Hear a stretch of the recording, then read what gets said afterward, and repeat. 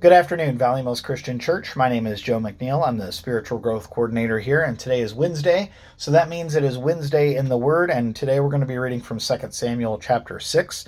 Now, this particular story takes place right after King David, had beaten the Philistines. The Philistines had beaten the Israelites earlier because of the Israelites' constant disobedience to God, and they had captured the Ark of the Covenant. Now, the Ark of the Covenant was a giant chest, and it had the Ten Commandments in it. It had some manna in it. It had Aaron's staff that had budded, if you remember that story from Exodus. So there were some key artifacts that were in this chest, and this was something very important to the Israelites because it symbolized kind of God's presence with them, okay? This was in the temple. It was behind the Holy of Holies, the curtain that would come in front, and only like the most senior priest there with the Israelites was able to actually see this.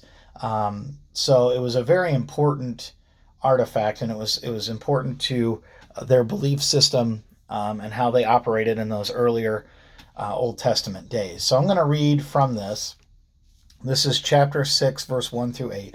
David again brought together out of Israel chosen men, 30,000 in all. He and all of his men set out from Baalah of Judah to bring up from there the ark of God, which is called by the name of the Lord Almighty, who is enthroned between the cherubim that are on the ark.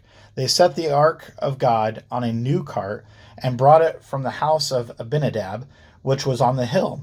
Uzzah and Ahio, sons of Abinadab, were guiding the new cart with the ark of God on it, and Ahio was walking in front of it. David and the whole house of Israel were celebrating with all their might before the Lord with songs, with harps, lyres, tambourines, sistrums, and cymbals. And when they came to the threshing floor of Nacon, Uzzah reached out and took hold of the ark of God because the oxen had stumbled. The Lord's anger burned against Uzzah because of his irreverent act. Therefore God struck him down, and he died there beside the ark. David was angry because the Lord's wrath had broken out against Uzzah, and to this day that place is called Perez Uzzah, which means outbreak against Uzzah. Perez is a breaking or an outbreak, something that comes forth. So this is a passage in Scripture that has always kind of stuck out to me as like, man, God was really angry at Uzzah for touching the ark. And just to be clear, there are definite scriptures and rules and regulations set in Deuteronomy talking about how you're supposed to take care of this ark and how important it is. And I thought it was kind of weird that here's this Uzzah guy, and he was making sure the ark didn't fall because the cart had stumbled. The oxen had stumbled and shook the cart, and he reached out and he touched it, and God was mad and he died. And I just thought, man, like, God must have been like really angry, and it just seemed out of place and out of character. We know Jesus to be a very loving aspect of God, but the Old Testament seems to be full of stories like this where it seems God is really just kind of punishing his people. And you look at the flood, and you look at a lot of other different times where God has kind of poured his wrath out on people. So I was thinking about this, and I've been reading a book called God Behaving Badly by David Lamb, and it kind of brought this particular passage out.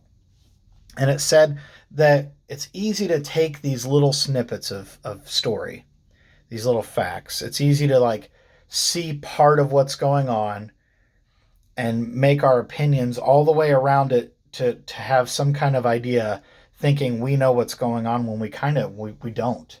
We don't know what's going on. And in this particular case, not only did God warn the Israelites that they needed to take the Ark of the Covenant seriously, they needed to treat it with respect.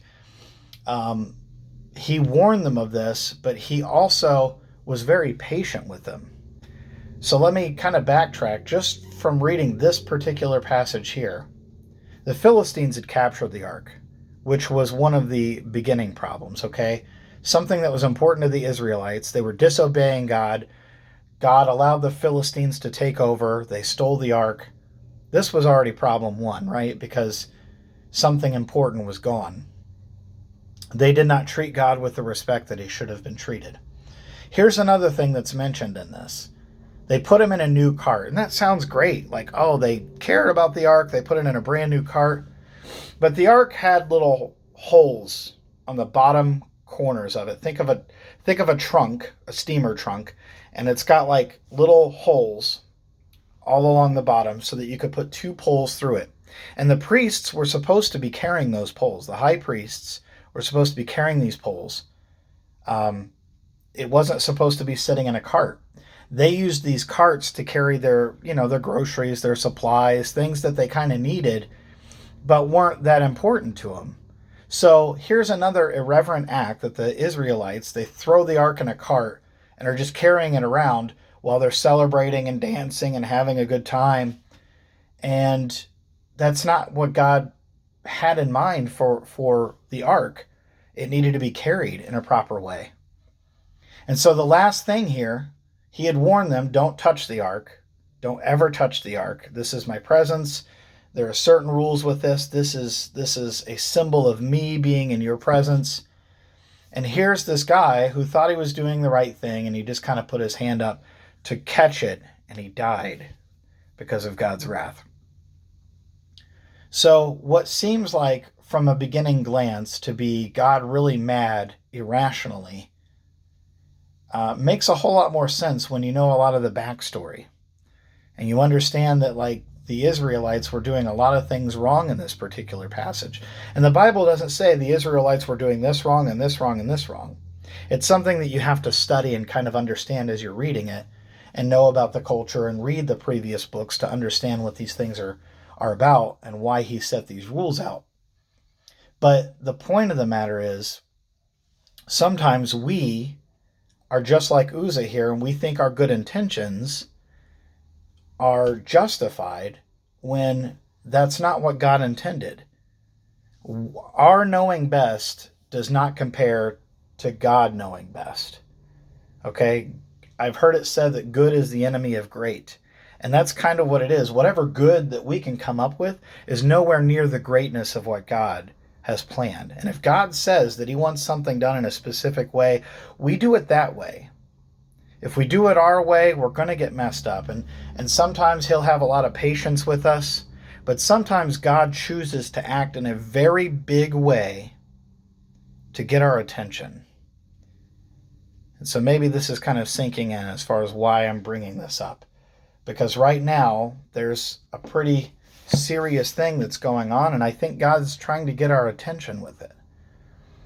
Now, whether you're spending this quarantine getting a lot of reading caught up, or watching a lot of television, or hanging out with family, these are all great things, and don't get me wrong. But I hope and I strongly encourage that you're getting in the Word, that you're getting closer to God, and you're trying to understand what he wants. Not what you think he wants, but what he wants.